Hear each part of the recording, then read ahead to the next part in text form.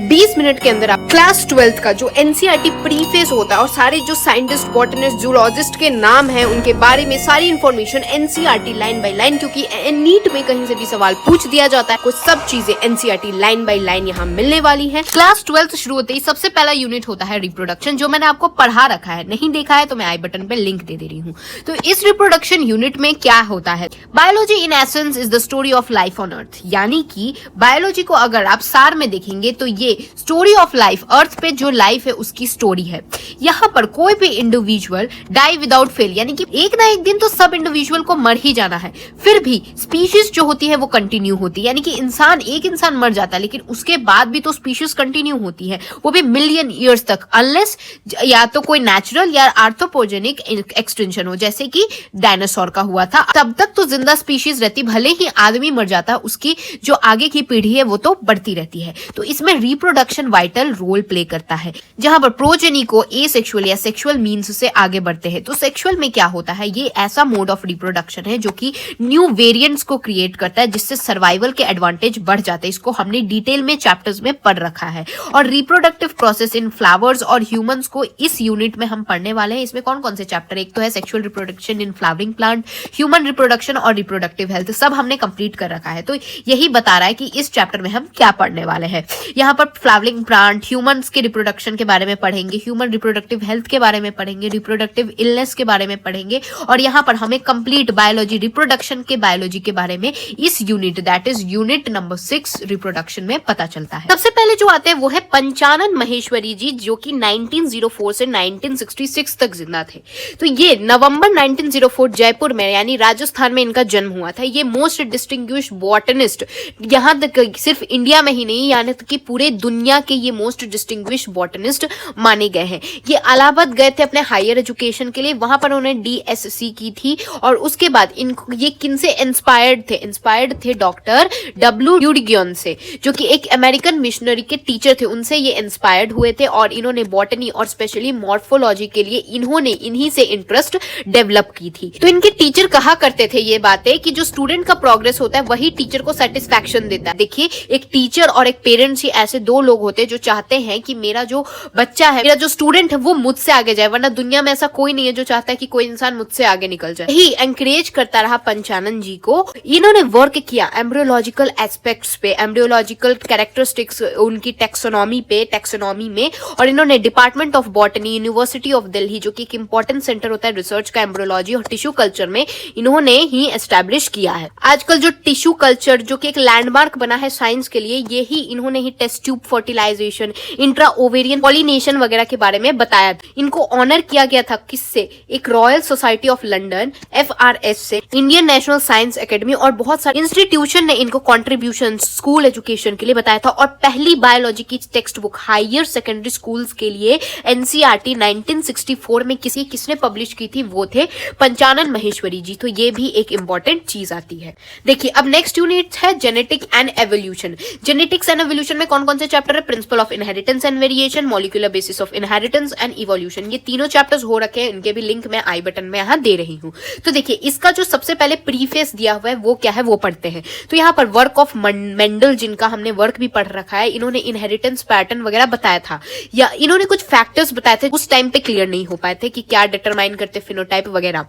तो ये फैक्टर्स जो थे ना वो रिप्रेजेंट करते थे जेनेटिक बेसिस ऑफ इनहेरिटेंस को। तो स्ट्रक्चर ऑफ जेनेटिक मटेरियल, कि जेनेटिक मटेरियल का क्या स्ट्रक्चर है, और स्ट्रक्चर बेसिस ऑफ जीनोटाइप का क्या स्ट्रक्चरल बेसिक्स है, एंड देन फिनोटिपिक क्या कन्वर्जेंस होता है। ये फोकस बना किसका, बायोलॉजी में अगले सेंचुरी यानी अगले 100 सालों तक यही सब चीजों के बारे में खोज चली। पूरे बॉडी में मॉलिक्यूलर बायोलॉजी जो था उनका कंट्रीब्यूशन किसने दिया था, वो दिया था वॉटसन, क्रिक, नीरनबर्ग, कोरेनबर्ग, जो कि फादर एंड सन डुओ थे। यहाँ पर बेंजर, मोनोड, ब्रेनर, ये क्या था, इन्होंने बहुत ही ज्यादा ही कंट्रीब्यूशन किया है यहाँ पर मॉलिक्यूलर बायोलॉजी के लिए। एक पैरेलल प्रॉब्लम जिनको टैकल किया गया था वो था मैकेनिज्म ऑफ एवोल्यूशन, जहाँ area of molecular genetics, structural biology और बायो इन्फॉर्मेटिक्स जो था, इन एनरिच किया अंडरस्टैंडिंग को कि किस तरीके से एवोल्यूशन हुआ होगा, क्योंकि बहुत पहले कंफ्यूजन थी कि एवोल्यूशन हुआ कैसे, और मॉलिक्यूलर बेसिस ऑफ एवोल्यूशन के बारे में बताया गया। तो इस यूनिट में क्या क्या पढ़ा गया है, हमने स्ट्रक्चर के बारे में पढ़ा है, फंक्शन ऑफ डीएनए के बारे में पढ़ा है, और इवोल्यूशन थ्योरी के बारे में इस चैप्टर्स में मैंने मैंने आपको पढ़ा रखा है। तो ये था प्रीफेस वाला पार्ट। अब जिन दो लोगों के बारे में पढ़ना है वो है जेम्स ड्यूवी वॉटसन, और जो कि शिकागो में 6 अप्रैल 1928 को बॉर्न हुए थे। 1947 यानी जब हमारी आजादी हुई थी तब उस समय की बात बोल रहा है। तो 1947 में क्या हुआ था, इन्होंने बीएससी डिग्री इन जूलॉजी की थी, और इन दिनों इनका इंटरेस्ट किन में था, इंटरेस्ट था बर्ड वॉचिंग में, यानी चिड़िया उड़ते हुए ये देखते रहते थे। तो इनको डिजायर मन किया कि मैं जेनेटिक्स पढ़ूंगा। इन्होंने रिसीव किया फेलोशिप फॉर ग्रेजुएट स्टडी, कहाँ, जूलॉजी इन इंडियाना यूनिवर्सिटी, कहाँ, ब्लूमेंगटन में। और इन्होंने क्या पीएचडी रिसीव की डिग्री किसमें, 1950 में, जो कि effect of hard X ray on bacteriophages और मल्टीप्लिकेशन के बारे में स्टडी की थी इन्होंने। फिर ये मिले किन से, क्रिक से। ठीक है, अभी तक वॉटसन है, अब मिले क्रिक से। ये क्रिक जो है, और उन्होंने क्या कॉमन डिस्कवर किया, सॉल्व किया डीएनए का स्ट्रक्चर क्या होता है। फिर फर्स्ट सीरियस एफर्ट जो था, बिल्कुल एफर्ट लगाया, फिर भी ये फेल हुए, यानी कि अनसेटिस्फैक्टरी रिजल्ट आया। फिर जो इन्होंने सेकंड लगाया भाई, एफर्ट लगाया, तो ये इन्होंने ज्यादा एक्सपेरिमेंटल एविडेंस पे ज्यादा काम किया, यानी एक्सपेरिमेंट्स पे ज्यादा काम किया। और तो इन्होंने न्यूक्लिक एसिड लिटरेचर वगैरह को पढ़ के अर्ली मार्च 1950 में डबल हेलिकल कॉन्फ़िगरेशन, जो डीएनए का डबल हेलिक्स स्ट्रक्चर होता है, उसके बारे में सेकंड बार में खोज कर दी। किससे, एक्सपेरिमेंटल चीजों पे ज्यादा ध्यान देके। तो फ्रांसिस हैरी क्रिम्पटन क्रिक जो थे वो क्या थे, तो ये जो दोस्त थे इनके, ये दोस्त क्या थे उनके बारे में बताती हूँ। तो वो कब बॉर्न हुए थे, 8 जून 1916 में बॉर्न हुए थे। कहाँ, नॉर्थहैम्पटन में बॉर्न हुए थे, जो इंग्लैंड में है। इन्होंने फिजिक्स कहाँ पढ़ी थी, यूनिवर्सिटी कॉलेज लंदन में पढ़ी थी, और इन्होंने बीएससी 1937 में पाई थी बीएससी की डिग्री, और फिर पीएचडी कंप्लीट की थी 1954 में। इन्होंने एक थीसिस यानी एक बुक लिखी थी बेसिकली, जो जिसका नाम था X ray diffraction polypeptides and proteins. ये एक थीसिस थी। क्रिटिकल इन्फ्लुएंस, क्रिक के करियर पे किसने ज्यादा इन्फ्लुएंस दिया था, वो उनके friendship that is JD Watson का ज्यादा इन्फ्लुएंस था। यानी कि ये जेडी वॉटसन क्रिक से मिलके इतना अच्छा डबल हेलिक्स कॉन्फ़िगरेशन मिला है, और क्रिक के लाइफ में भी जो वॉटसन का है बहुत ही अच्छा रोल है। तो दोस्ती हो तो ऐसी हो, वरना भाई ऐसे लफंगों की तरह घूमने वाले थोड़ी दोस्ती अच्छी होती है। तो देखिए, ये होती है दोस्ती का असली मतलब, कि दोनों का करियर बन गया। तो आज देखिए, आप इनको किताबों में पढ़ रहे हैं, तो अच्छे दोस्त चुनिए, अच्छी संगत चुनिए, जैसे क्रिक और वॉटसन ने अच्छे संगत चुनी है। तो ये जो थे क्रिक तो थे, उनका जो दोस्त था दैट इज वॉटसन जो थे, उन्होंने भी बहुत इनकी करियर में हेल्प की थी। और 1953 में double helical structure of DNA बताया था, और रेप्लिकेशन स्कीम बताया था, जेट मेड एन एफआरएस इन 1957। और क्रिक ने क्या बनाया था, एफआरएस बनाया था 1959 में। तो ऑनर, वॉटसन और क्रिक को क्या क्या ऑनर्स मिले हैं ये यहाँ पर गिवन है, जैसे कि जॉन कॉलिंस वैरन प्राइज 1959 में, लैस्कन अवार्ड मिला है 1960 में, और रिसर्च कॉर्पोरेशन प्राइज 1962 में मिला था, और साथ में नोबेल प्राइज 1962 में ही मिला है। तो ये हो गया आपके दोस्ती का एग्जांपल। अब जो नेक्स्ट यूनिट है वो है बायोलॉजी इन ह्यूमन वेलफेयर। तो जो बायोलॉजी इन ह्यूमन वेलफेयर, इसमें कौन कौन से चैप्टर है, एक है ह्यूमन हेल्थ एंड डिजीज और एक है माइक्रोब्स इन ह्यूमन वेलफेयर। इसमें क्या है, इसमें क्या चीजें गिवन है, तो इसका प्रीफेस यहाँ दिया हुआ। बायोलॉजी क्या है, ये सबसे यंगेस्ट है किसका, नेचुरल साइंस का ये चेला है। ठीक है, ये है क्या, डिसिप्लिन, यानी कि बेसिकली इसी से उपज के आया है। तो प्रोग्रेस इन फिजिक्स, जैसे जैसे फिजिक्स और केमिस्ट्री का प्रोग्रेस होता है ना, वो ज्यादा तेजी से होता है रादर देन बायोलॉजी। यानी फिजिक्स केमिस्ट्री ज्यादा तेजी से आगे बढ़ते हैं, लेकिन बायोलॉजी भाई धीरे धीरे समझने की चीज है। ठीक है, तो एप्लीकेशन जो फिजिक्स जो डे टू डे लाइफ में होता है उनकी ज्यादा विजिबिलिटी आपको सामने दिखती है, लेकिन बायोलॉजी का नहीं दिखता है ना। तो फिर भी 20th सेंचुरी में क्या हुआ, 20th सेंचुरी और कुछ 21st सेंचुरी के आसपास की बात कर रहे हैं। यहाँ पर हमने बायोलॉजिकल नॉलेज से ह्यूमन वेलफेयर यानी कि इंसानों की भलाई के लिए कुछ चीजें की गई थी, ताकि कैसे हेल्थ सेक्टर, एग्रीकल्चर सेक्टर्स में की गई थी, एंटीबायोटिक्स बनाने में, सिंथेटिक प्लांट्स जैसे ड्रग्स, जो उस तरीके के एनेस्थेटिक्स, एनेस्थेटिक क्या होता है, जब किसी का सर्जरी वगैरह किया जाता है, सुई देके जो सुन कर दिया जाता है वो किसी एनेस्थेसिया देके किया जाता है। तो ये सब चीजें ह्यूमन वेलफेयर के लिए पहली बार 20 से 24th सेंचुरी में क्या हुई थी, ह्यूमन वेलफेयर के लिए हमने बायोलॉजी का यूज किया था। यहाँ पर ह्यूमन हेल्थ को भी हमने ध्यान रखा था, मेडिसिनल प्रैक्टिसेस के लिए बायो का हमने यूज किया था। तो इसीलिए तो यूनिट का नाम है बायोलॉजी इन ह्यूमन वेलफेयर, यानी ह्यूमन की भलाई के लिए। यहाँ लाइफ एक्सपेक्टेंसी, अब जैसे जैसे दवाइयों में अच्छी अच्छी चीजें आने लगी तो इससे लाइफ एक्सपेक्टेंसी यानी कि जीवित रहने का समय ज्यादा बढ़ गया। तो ये क्या है, साल ब साल ही बढ़ते जाता है। एग्रीकल्चरल प्रैक्टिसेस, तो सीड्स वगैरह में भी होने लगे, फूड प्रोसेसिंग, डायग्नोस्टिक, किसी चीज को पता ही नहीं चलता था कि कौन सी बीमारी हो रखी है, तो डायग्नोसिस करने के लिए भी यहाँ पर हमने बायोलॉजी का हेल्प किया था। और सोशियो कल्चरल चेंजेस भी लाए ह्यूमन कम्युनिटीज में।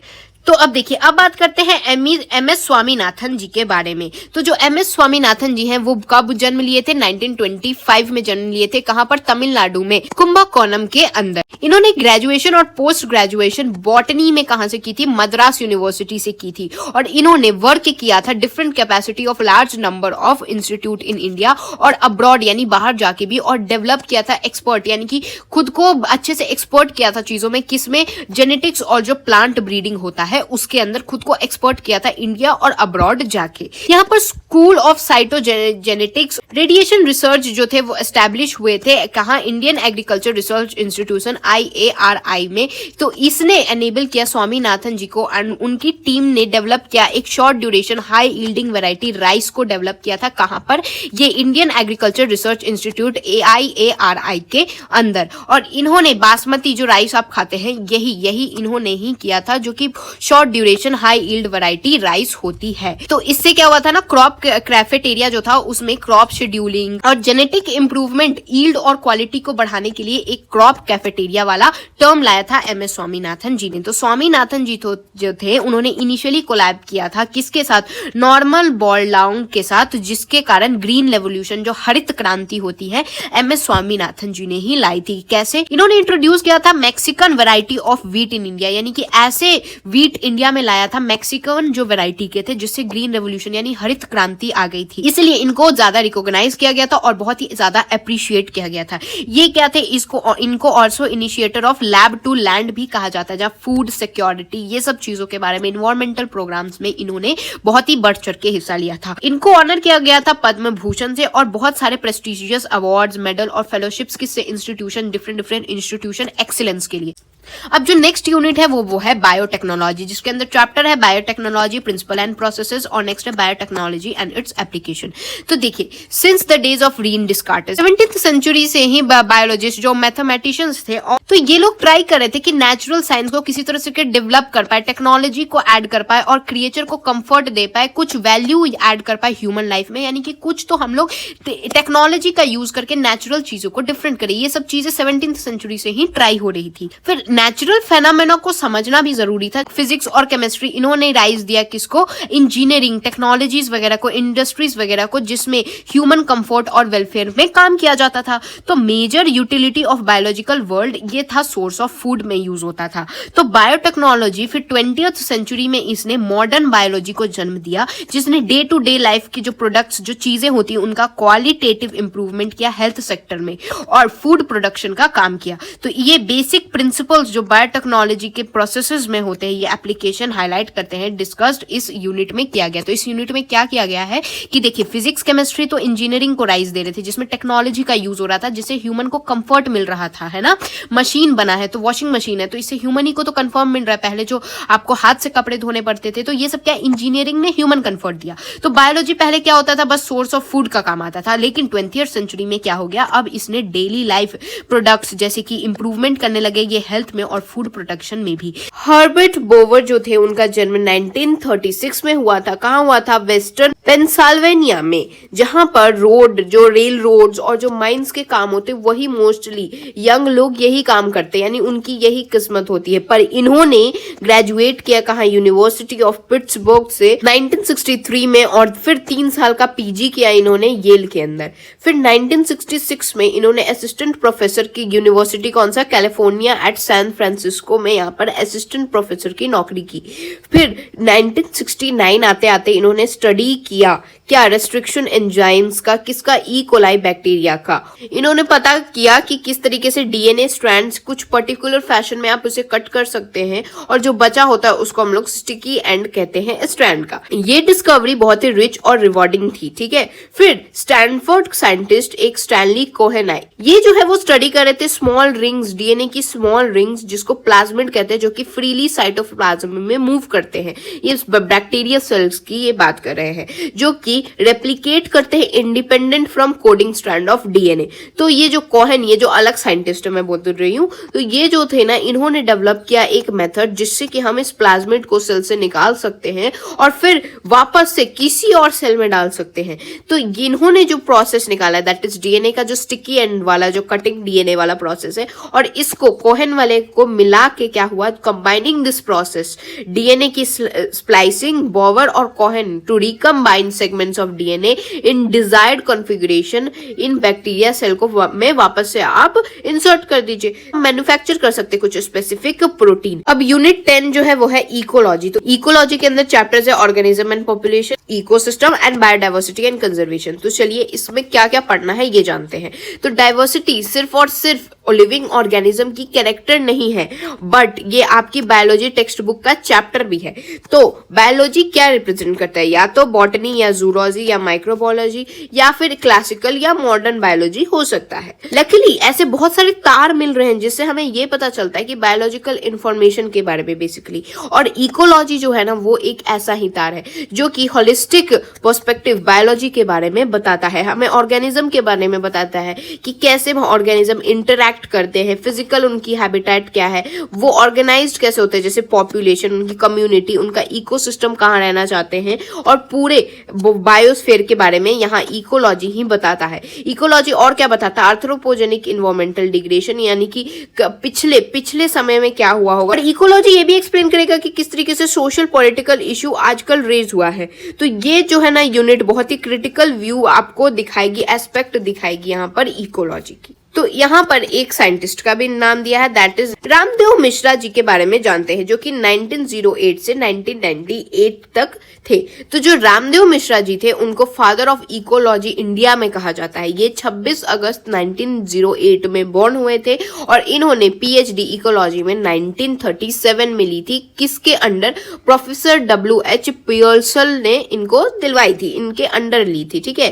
फ्रॉम कहां से, लीड्स यूनिवर्सिटी यूके से, ठीक है। नाउ इन्होंने एस्टैब्लिश किया टीचिंग और research in ecology department of botany at Banaras Hindu University BHU, जो आजकल आप यूनिवर्सिटी सुनते भी होंगे। तो यहाँ पर इन्होंने इकोलॉजी और डिपार्टमेंट ऑफ बायोलॉजी में यहाँ टीचिंग और रिसर्च का एस्टैब्लिशमेंट किया था।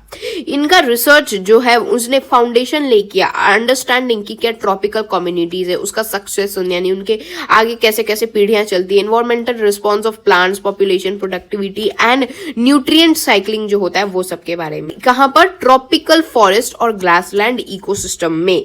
ये मिस्टर मिश्रा जो थे उन्होंने फॉर्मुलेट किया था first post graduate course ecology का इंडिया में। तो पहला पोस्ट यानी पीजी कोर्स इकोलॉजी का किन्होंने फॉर्मुलेट किया था, तो रामदेव मिश्रा ने फॉर्मुलेट किया था। यहाँ पर ओवर 50 स्कॉलर्स जो है यानी 50 जो पढ़ने आए थे उन्होंने पीएचडी डिग्री ली थी अंडर सुपरविजन, और फिर वो कहाँ गए थे, अदर यूनिवर्सिटी में रिसर्च करने गए थे और इनिशिएट किया था इकोलॉजी को, टीचिंग और रिसर्च को अक्रॉस द कंट्री, यानी इकोलॉजी को पूरी दुनिया में इस तरीके से फैला दिया। इनको ऑनर किया गया था किनसे, fellowships of Indian national science academy, world academy of arts and science and the prestigious Sanjay Gandhi award in environment and ecology. इनके एफर्ट्स के कारण द गवर्नमेंट ऑफ इंडिया ने एस्टैब्लिश किया है national committee of environmental planning and coordination 1972 में। ये तो चलो ये तो कर दिया गवर्नमेंट ने एस्टैब्लिशमेंट 1972 में, और आने वाले सालों में 1984 में भी ministry of environment and forest रखा गया था। तो ये हो गया हमारा last part. I hope you guys understood. तो meet you guys in the next video. तब तक के लिए thanks for watching and don't forget to like, share and subscribe to my channel. जय हिंद।